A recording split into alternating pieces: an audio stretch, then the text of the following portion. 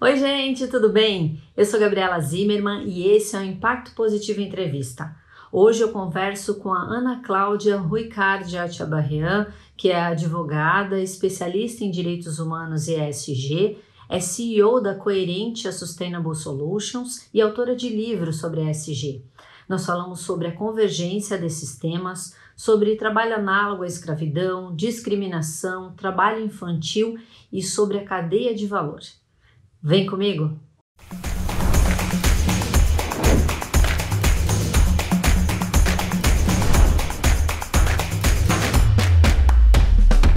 Seja muito bem-vinda ao Impacto Positivo Entrevista, Ana Cláudia. Esse é um tema muito relevante para a agenda ESG.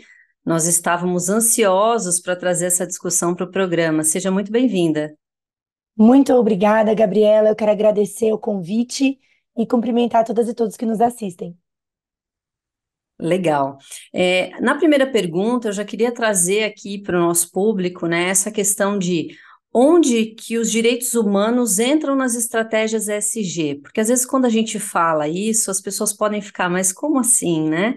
A gente está falando de ESG, um tema corporativo, tão ligado às empresas. Dá um overview para a gente dessa conexão entre os direitos humanos e o ESG, por favor. Excelente, né? Esse é um tema realmente bastante instigante. Quando a gente fala em direitos humanos, a gente não pode esquecer que direitos humanos eles estão basicamente em tudo, né? Eles são o fundamento, a origem, a raiz de todos os temas, independentemente ali da área, do setor, porque estamos falando de pessoas, de proteção da dignidade humana. E na agenda ESG, portanto, não seria diferente. Quando a gente fala sobre direitos humanos na agenda ESG, num primeiro momento, a gente pensa que o tema pode vir tão somente atrelado ao aspecto social, ao S do ESG.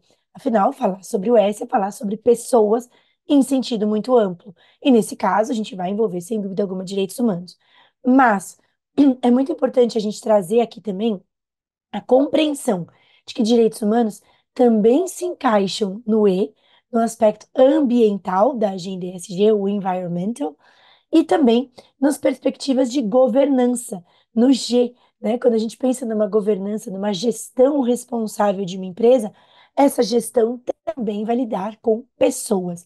Então, falar sobre direitos humanos para a agenda ESG é claro que um grande pressuposto, um grande fundamento, e mais basicamente e mais objetivamente no dia a dia, a gente observa a agenda de direitos humanos inserida no S, no social. E quando a gente vai lidar desde temas, né, envolvendo colaboradoras e colaboradores internos de uma empresa, até pensar nas próprias acionistas, nos próprios acionistas, pensar em todas as pessoas relacionadas à cadeia de fornecimentos e fornecimento e suprimentos de uma determinada empresa ou cadeia de valor. Quando a gente pensa em clientes, consumidoras e consumidores, quando a gente pensa em toda uma sociedade, comunidades vulneráveis no entorno de um determinado empreendimento, determinadas comunidades que vivem também próximas ou que dependem também, né, de uma determinada empresa. Então, o aspecto social, o aspecto humano, ele está, sem dúvida alguma, integrado hoje, quando a gente for pensar num sentido mais objetivo de aplicabilidade prática, está mais interligado ao S, no sentido de métricas, enfim, de matriz de materialidade, mas ele dialoga, sem dúvida alguma, diretamente com os aspectos ambientais e de governança. Interessante, você trouxe ali a questão da cadeia de valor, e aí eu já queria trazer isso também, né? Quando a gente fala em mitigar, né, gerenciar esses riscos da cadeia de valor, invariavelmente a gente cai em direitos humanos. Não tem como fugir.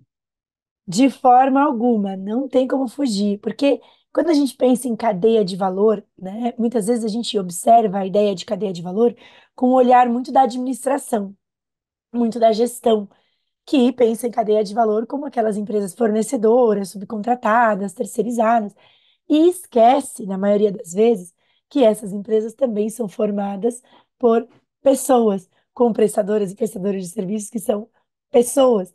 Então, a gente muitas vezes observa a cadeia de valor com um olhar tão somente gerencial e não humano. Isso, felizmente, tem mudado, né? A gente tem visto que há normas, regulamentos que hoje também observam essa dimensão humana das cadeias de valor, E, sob esse ponto de vista, é muito interessante a gente notar que todas essas preocupações do S e do ESG de uma mesma empresa, então, vamos supor, ali pensando para uma matriz, né, para uma estrutura ali inicial daquela empresa, né, essa mesma estrutura, esse mesmo pensamento de proteção dos colaboradores e das colaboradoras, proteção dos consumidores, proteção, tudo isso precisa ser também replicado para todas as empresas que constituem, então, né, que são parceiras e fornecedoras daquela empresa principal.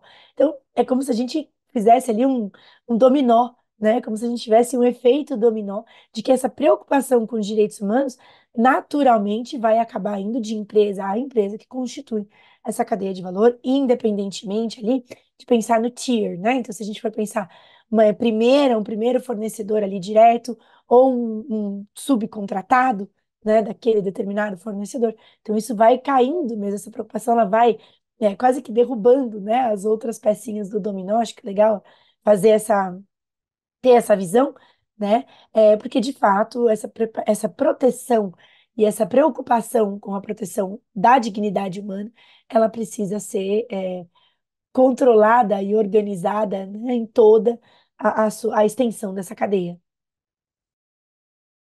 Legal. Você trouxe aí essa questão da cadeia de valor. Eu queria te perguntar, e aí olhando para direitos humanos, olhando para as pessoas, e entendendo também que os direitos humanos estão em todos os pontos ali, né, em todas as frentes das estratégias, tem alguma coisa que pegue mais? Agora falando da tua experiência, né? A tua experiência trabalhando com isso, ESG, direitos humanos nas empresas. Tem algum ponto de direitos humanos que você vê que tem sido mais olhado com mais detalhe ou que pega mais para as empresas, mais difícil de trabalhar, talvez? O aspecto da proteção de direitos humanos na cadeia de valor, um primeiro ponto, não tem como a gente ignorar.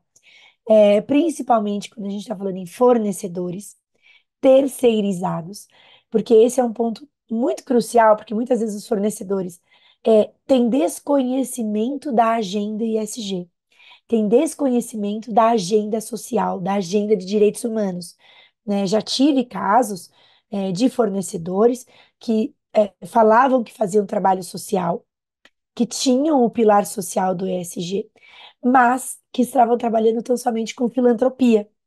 E a gente já sabe que filantropia é importante, a proteção do social no sentido de doação de recursos para a sociedade é importante, é inegável, mas o social do ESG, ele é maior do que isso. Ele envolve também essa proteção da dignidade humana em todas as suas frentes. Então, é como conscientizar a cadeia de fornecedores, de terceirizados, sobre a agenda de direitos humanos, sobre o que de fato é e como ela se aplica na prática às empresas. Tudo isso, né, a gente vê como um desafio muito grande para essa realidade hoje da agenda SG. Somado a isso, no aspecto social, eu deixo muito aqui também o relacionamento com comunidades e com grupos vulneráveis, né, do entorno de determinados empreendimentos. E isso vale para empresas de todos os portes e setores. Claro que empresas com maior impacto também terão impactos maiores aos direitos humanos. E aí a necessidade de um diálogo transparente, aberto, de um diálogo que seja respeitoso, né, com as comunidades também é muito importante, justamente porque há questões relevantes que muitas vezes são desconsideradas, e isso envolve desde desapropriações de terra, até mesmo um desrespeito com o ambiente, o meio ambiente que determinados grupos vulneráveis vivem, ou mesmo um desrespeito com o modo de vida de determinados grupos, se a gente pensar, por exemplo, em populações indígenas, né? Então, são questões que precisam também também ser consideradas. E o próprio impacto que a empresa gera, né? Que aquele empreendimento gera nas comunidades do entorno, no desenvolvimento das comunidades. Então, isso é muito importante também. E um terceiro aspecto que eu acho relevantíssimo aqui para trazer é aquilo que a gente chama de cadeia de valor downstream, que a gente aqui no Brasil ainda não fala muito, mas que é a cadeia de valor a jusante, né, como a gente brinca, ou seja, quando o produto ou o serviço já foi vendido, a experiência do consumidor, da consumidora e a experiência da sociedade, pensando num produto, por exemplo, que foi vendido, né? O consumidor ou a consumidora vão usar aquele produto e depois ele vai ter um descarte. Depois a gente tem de pensar numa ideia de logística reversa, de reciclagem, por exemplo. Olha o ambiental aqui também, né? E essa também é uma questão social que é muito pouco observada ainda, né? Mas que também cada vez mais pensando numa mudança mesmo de paradigma corporativo, e de modelos de negócios orientados à sustentabilidade, a gente também vai acabar vivenciando isso de uma maneira mais robusta na agenda de direitos humanos. Legal, é muito interessante isso, porque a gente tem conversado bastante, né, com consultores, com pessoas que atendem grandes empresas, e o que a gente tem ouvido é que os fornecedores estão tentando correr atrás das estratégias e da agenda ESG, que eles não dominam, que eles não entendem muito bem, então eles precisam de ajuda de consultorias, de engenheiros ambientais, às vezes, de pessoas de direitos humanos, de advogados, enfim, todas as frentes ali do social e tudo mais para tratar com essas comunidades todas, com a cadeia de valor, né? Com o pós, que é extremamente importante que você trouxe aí, né? Cada vez mais o consumidor ele está atento a essas coisas, né? E agora eu queria trazer aqui para nossa conversa temas, queria entrar em temas de grande visibilidade, né? Que quando a gente fala ou quando a gente vê nas notícias meio que fica muito claro o que os direitos humanos têm a ver com o ESG, que é o trabalho análogo à escravidão, o trabalho infantil e a discriminação, né? São três grandes temas, a gente vê bastante aí, sempre quando sai alguma notícia, ela fica muito forte, é muito disseminada, né? As pessoas ficam de olho nisso. E aí, falando sobre o trabalho análogo à escravidão, a gente tem uma série de leis até, né? Tem uma lei municipal que coíbe a prática, tem lei estadual, tem lei federal, enfim, tem várias legislações, já tem legislação sobre isso, mas vez ou outra ganha manchete e essa discussão volta, né? Então eu queria saber de você como é que está essa questão, assim, o tanto que a gente precisa evoluir, o que você tem visto no mercado, assim, como é que a gente faz? A gente está perto de erradicar? A gente consegue minimizar? É maior do que a gente imagina? Excelente. Esse é um tema que eu sou grande entusiasta, então provavelmente eu ficaria horas falando sobre isso. Entusiasta, claro, no sentido de buscar melhorias, né?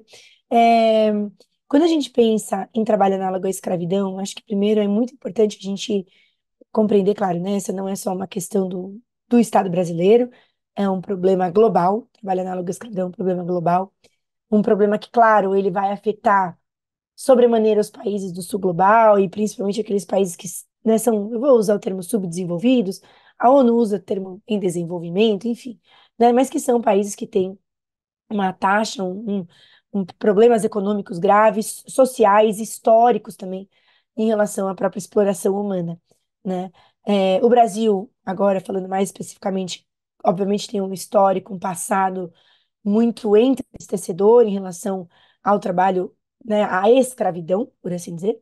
Então, o Brasil tem um histórico de racismo estrutural que se construiu, né, desde ali o término do regime escravocrata no Brasil. E, claro, né, a gente percebe que esses resquícios, eles ainda existem, muitas vezes ainda com, infelizmente, com um aspecto de raça e de cor, né? Mas não somente restrito a isso. Então, o Estado brasileiro tem uma cultura muito ainda grande de exploração do trabalho humano, né? E isso tanto nas empresas, quanto o trabalho doméstico também. Eu acho que é muito importante a gente trazer isso, é por isso que eu trago essa perspectiva histórica aqui também para a nossa conversa. E pensando nisso, né, pensando no trabalho análogo à escravidão, este é um crime gravíssimo, né?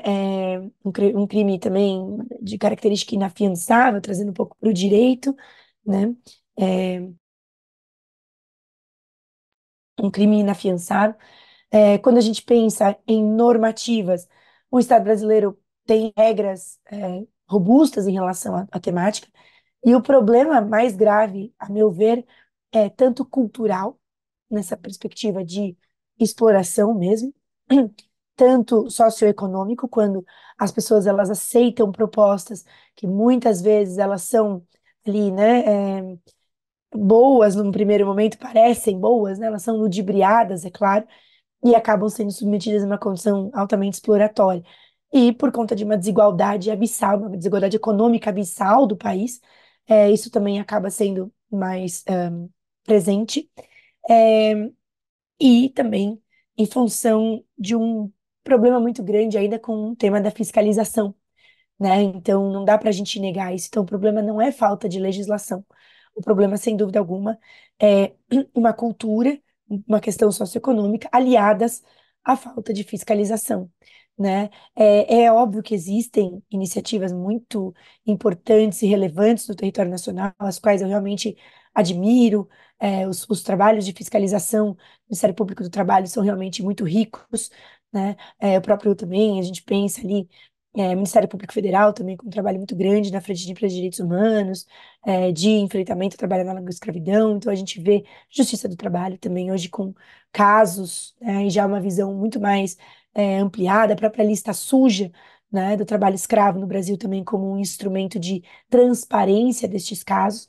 Mas o território brasileiro é muito grande, precisaríamos de um contingente muito maior de pessoas dedicado a essa finalidade é, não somente, né, do enfrentamento, mas também das denúncias, de levar isso adiante. E somado a tudo isso, a gente ainda vê uma cultura muito grande de tentativas ali de suborno, né? De não veio, passou aqui, não tá aqui, né? Então vamos tentar ali subornar os fiscais. Há ainda uma ilegalidade muito grande, a depender do lugar do Brasil em que essas fiscalizações estão sendo feitas. Quantos são os defensores de direitos humanos que sofrem ameaças de morte ou que muitas vezes acabam perdendo sua vida ou vida de familiares? Então, é um tema bastante espinhoso, bastante perigoso, né? E as pessoas que lidam com isso hoje, com o enfrentamento ali numa linha de frente, também são muito corajosas.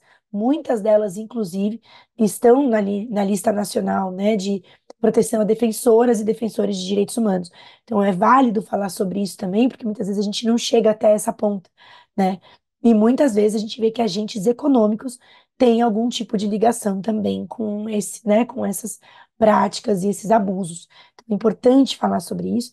Esse é um tema que eu acredito que está muito longe de ser erradicado, e eu acredito que está longe justamente porque nós temos uma cultura, né, como eu disse, de exploração, e o próprio sistema capitalista ele tem este olhar, né, da mais-valia, da exploração ali em uma certa medida, que inclusive a própria agenda ESG, felizmente, tenta modificar esse olhar, né, falando que não, a ideia aqui é vivemos um sistema que preza o lucro, mas não é o lucro acima de qualquer coisa, não é o lucro acima de vidas humanas, né? É o lucro que vai precisar ser sustentável e se sustentar também neste cuidado com o próximo.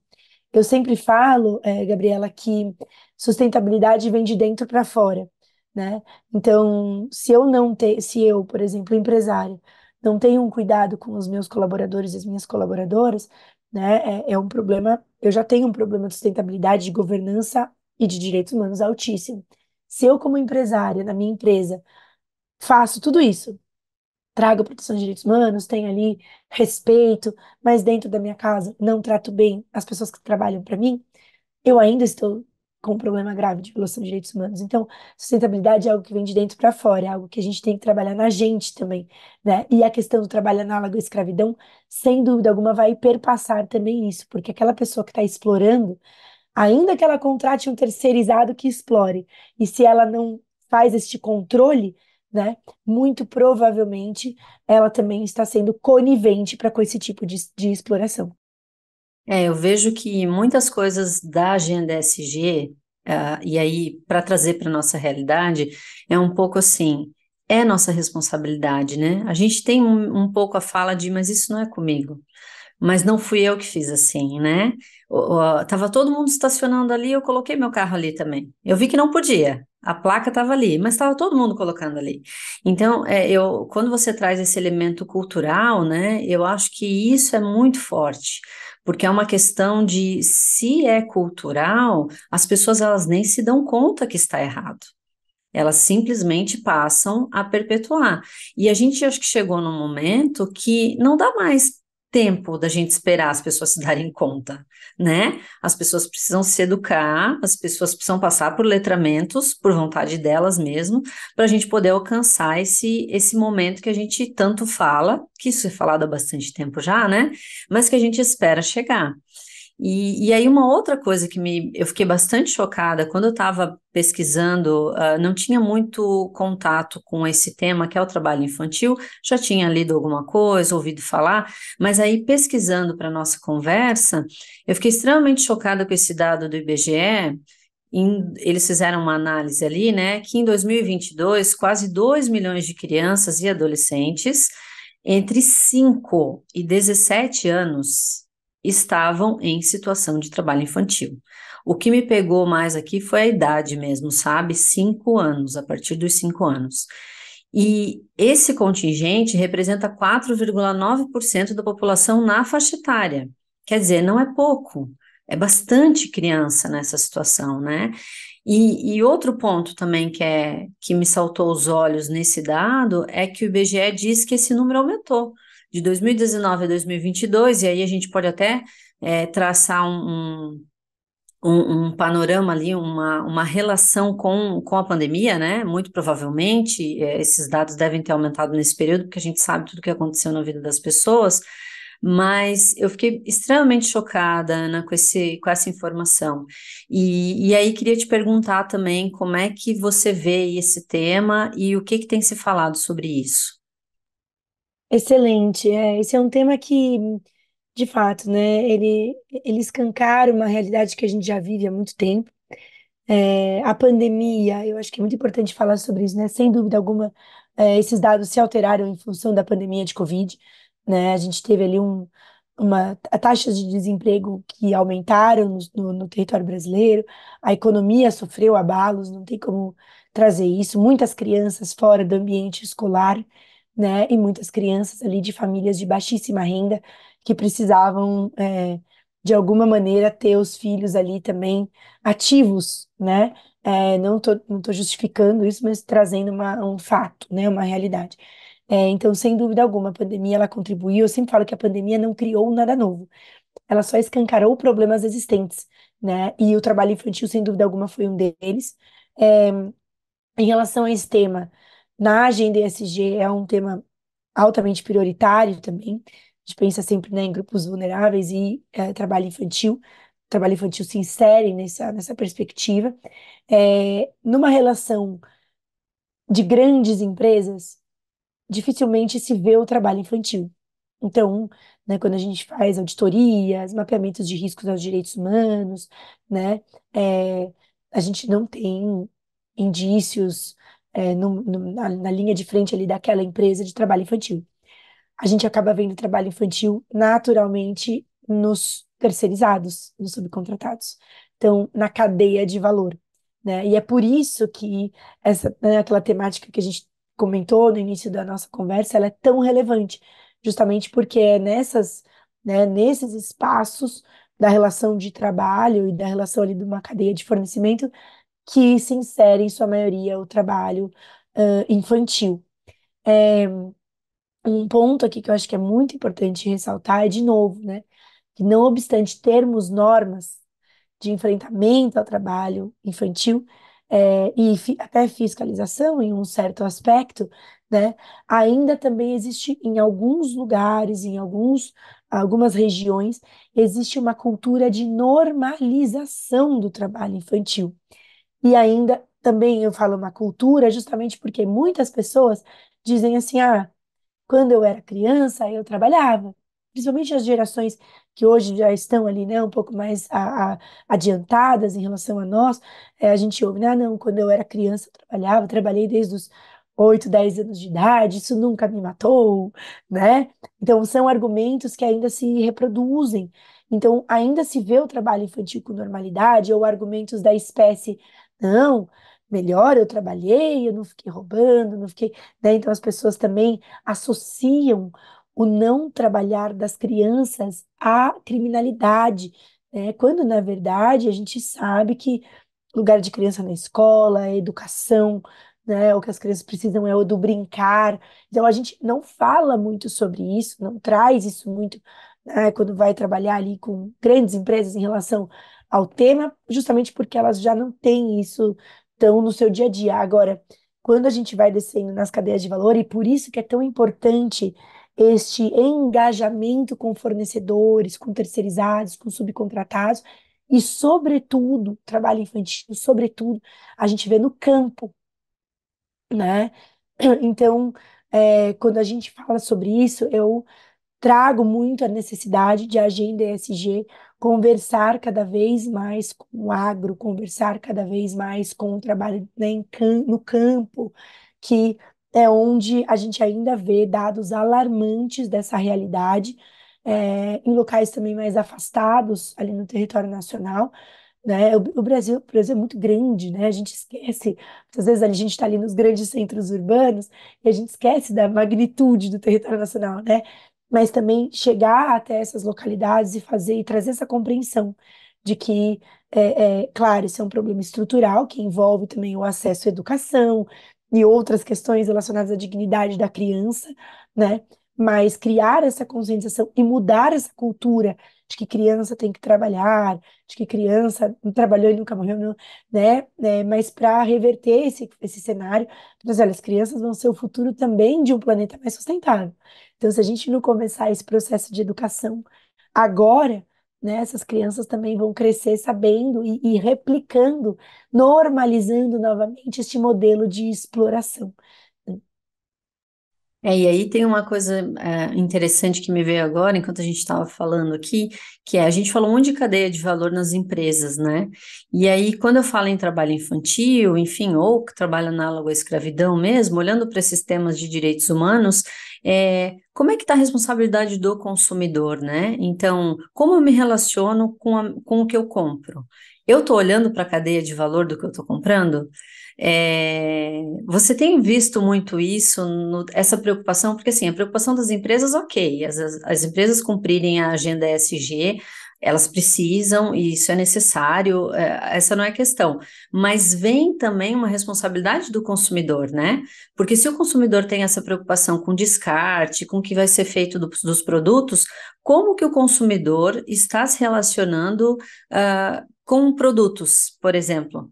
Se a gente for olhar para a cadeia de valor. Tu tem escutado isso? Isso tem ficado mais alto? As pessoas têm falado mais sobre isso? Sem dúvida, né? A relação do consumidor hoje com as empresas é muito grande. E aí eu falo, né? As redes sociais, elas têm também este poder, porque elas trouxeram muito, elas ampliaram, amplificaram a voz dos consumidores, né? Então, hoje, uma empresa que investe ali, né? Coloca ali milhões de reais numa campanha de marketing, mas não investe milhões de reais no departamento de sustentabilidade, né? Os consumidores vão notar isso, e os consumidores não vão se silenciar, né? Então, há hoje inúmeras formas dos consumidores se manifestarem, em redes sociais, o próprio Reclame aqui no Brasil também, que acho que é uma ferramenta poderosíssima, né? O próprio Procon, essas próprias iniciativas também nacionais, né, relacionadas. A gente tem um Código de Defesa do Consumidor, uma regra que é realmente extremamente avançada, né? Eu sempre falo isso porque é uma lei que já não é tão nova, se a gente parar para pensar, né? Mas ainda assim, extremamente avançada numa perspectiva de proteção de grupos vulneráveis, que somos também os consumidores, né? Os consumidores também são grupos vulneráveis, que eu falei somos aqui porque eu, claro, me incluo. E os consumidores hoje já têm, sim, prestado atenção nessa temática, e prestado atenção nessa temática sob várias perspectivas, sobre produto, sobre a qualidade de um determinado produto, sobre as informações que determinado produto tem, sobre a cadeia de produção daquele produto, né? Então a gente viu um caso recente, né? Que foi noticiado na mídia das vinícolas, né? E muitos consumidores falam, não consumo mais vinhos, espumantes, enfim, dessa marca, dessas marcas, né? Então, é uma tomada de consciência. Eu falo que ser consumidor também, hoje em dia, é muito complexo, porque numa sociedade em que é normalizada a exploração de vidas humanas, a exploração do meio ambiente, se a gente parar para pensar, a gente não vai consumir absolutamente nada. São pouquíssimos os produtos e pouquíssimas as empresas que hoje têm essa habilidade de ser ali altamente sustentável. Mas, se a gente tiver um olhar crítico e souber fazer a nossa parte também, né, é, informando, né, denunciando, enfim, as empresas também vão modificar os seus processos e vão buscar fazê-lo. E eu falo isso porque há várias pesquisas nacionais e internacionais que demonstram e comprovam que o olhar da empresa para a sua imagem perante a sociedade, né? Então, qual é o meu capital imagético ali, né? Este olhar, ele cresceu muito nos últimos anos. Então, as empresas hoje estão muito preocupadas com a sua imagem. E essa preocupação com a imagem, curiosamente, né? Ela faz com que a empresa também mude os seus processos. Às vezes a empresa ela nem chega, por exemplo, a ser responsabilizada judicialmente. Ela nem chega a pagar multas altíssimas, mas por boicotes, por, né, consumidores que estão ali realmente denunciando as práticas, ela acaba tendo de modificar os seus processos, porque se ela não fizer aquilo de fato, né, se elas, porque a gente fala de greenwashing, assim, mas os consumidores conseguem notar isso hoje também, né? O greenwashing hoje tem sido altamente combatido. Então, ela muda os seus processos antes de uma responsabilização judicial, antes de uma multa, antes de uma tragédia, né? Então, hoje as empresas têm colocado essa visão, essa imagem também nas suas análises de risco ESG, né? Porque se não o fizerem, a conta vai ficar mais cara, vai ficar mais alta. E graças a nós, consumidoras e consumidores, e consciência e conhecimento é tudo, né? Eu acredito muito nisso, e por isso que também acredito muito nesse trabalho de informação, de divulgação, de levar mesmo esse conhecimento, que as pessoas que nos ouvem, que nos acompanham, que elas também consigam se sentir ali parte disso, né? Às vezes a gente não consegue perceber que a gente é parte desse ecossistema também, né? E felizmente isso tem mudado, tende a mudar mais, e eu espero que a nossa voz e o poder que a gente tem, eu falo que os consumidores não sabem o poder que tem, mas que a nossa voz ela seja cada vez mais mesmo ampliada para que a gente possa também fazer a diferença e modificar esses processos, né? Ajudar na modificação desses processos. Legal, é isso mesmo, assim, é o que a gente fala às vezes que se não, a mudança não vai por amor, né? Se as empresas não adotam por amor, elas têm que adotar pela dor, né? E tudo bem, e tá tudo certo. Eu acho que esse é um ponto bem interessante. Semana passada eu estava conversando com um executivo de uma empresa e ele falou assim: a gente fez essa mudança, mas a mudança não foi ideia nossa. A mudança veio da comunidade, a gente, né, estava visitando a comunidade e tal, e meio que não importa de quem veio a ideia, né? O importante é que a empresa, lógico, se a empresa toma a iniciativa, é muito legal. Mas se ela não toma a iniciativa e fala isso, ó, a iniciativa não foi nossa, mas a gente adotou o que eles estavam pedindo. É tão importante quanto, né? Não diminui a importância, né?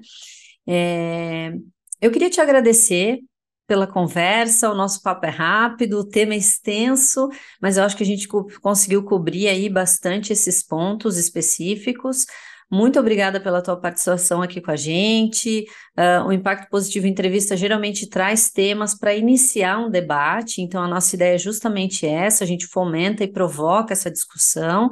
Acho que a gente conseguiu cobrir bastante coisa aqui dos direitos humanos, essa relação com a ESG, trouxemos até a questão do consumidor, né? Então, eu acho que a gente foi bem longe aí e tem muita coisa para as pessoas ouvirem aqui para refletirem. Então, Ana Cláudia, muito obrigada pela tua participação aqui com a gente, viu? Gabriela, eu quem agradeço, fico sempre à disposição, agradeço mesmo o honroso convite e espero realmente que as pessoas que hoje nos ouvem, que possam também se engajar e se conscientizar para a agenda ESG. Obrigada.